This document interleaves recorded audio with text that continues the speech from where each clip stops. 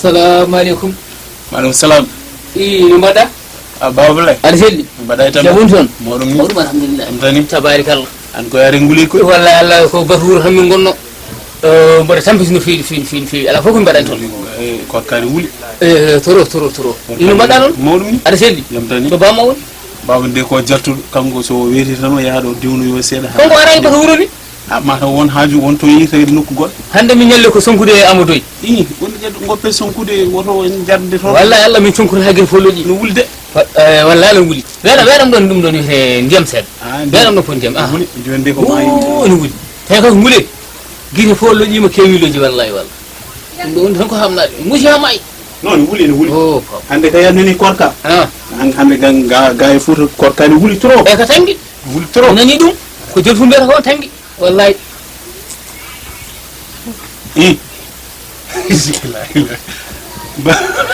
Babulay. Mara wonay. Alam hejjay.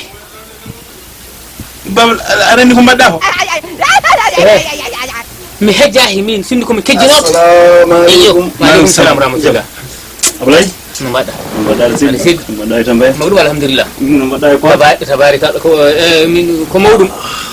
Min ko juno non seeɗa bonum yaha ero yiyan sara yani cikra hen usso kono sala jodi tan ero ji cikra ko baba he wora hala hew hanan den ko baba lay wali ko baba lay wali wi kam yima tan dum do ndiyam cikkum woni ko wise kala mun de hay goji poti ne de mayde bilam yiyan ala blay mara ka ngal mi hanga min hanki jamma kom bendordo mi hejjay neddo non mo hejjay wa wiide en hoora dadaki ko woni ablay feere ma boni ko woni ablay feere ma boni ko boni feere mi kanko mandi ko woni hen ko anam a hejjay mi hejjay Allah ne an ablay ke jare fi ndoy ko yugo serli dum yimen so hejjay no dum hort wala ma ke joda ko ra ablay jara ma jare ko ni ablay andu diine ma e famminam ablay andu diine ma ko warka e hejjade fi indirani ar way wazi hejjade ko ra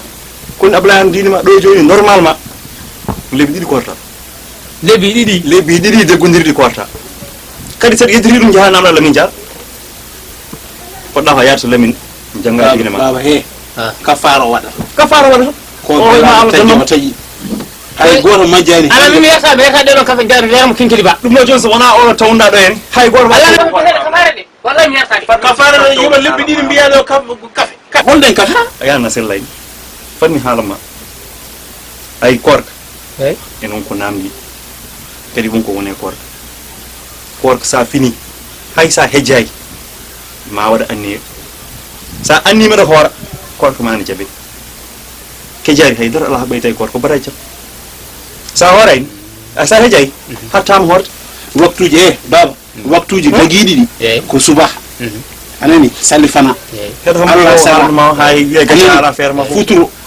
geeje nafilo ina moj way hono maha hubere maha parani mbada hen peinture adandi peinture o hasamo wande nder ko sinkuri non nafilo ko pour jango e jango sa hedorama seeda ko moj Allah yurmorma dum don ko sinkuri kono ibrani hay sa juni geeja nafilani ada waso horde baba bulay kon do ayani hedum halama a jangani enen nandi ngawdo tan ko farare e wadade boni oro jangi madrasa o ko mayri nawta accio famminami cukkuda joni aysa ummimo ɗo yaato ceerno Lamin inchallah o famminma kala kene faate korka nana ceerno Lamin ne laaɓi riidu sa noddimo hayso ko galle ma o ar o famminma kala kene faate korka an neɗɗo mawɗo fota jogade ɗiɗo duuɓi taw anda e diine mum hay batte ɗum ko yennam noon haali so yennima ɓen an kay sa gueɗe gonguel jimi haalandem wadde onon ko kalɓin toon subalo guiri laaɓane e karaw ko cuguñaw wona cuguñaw ko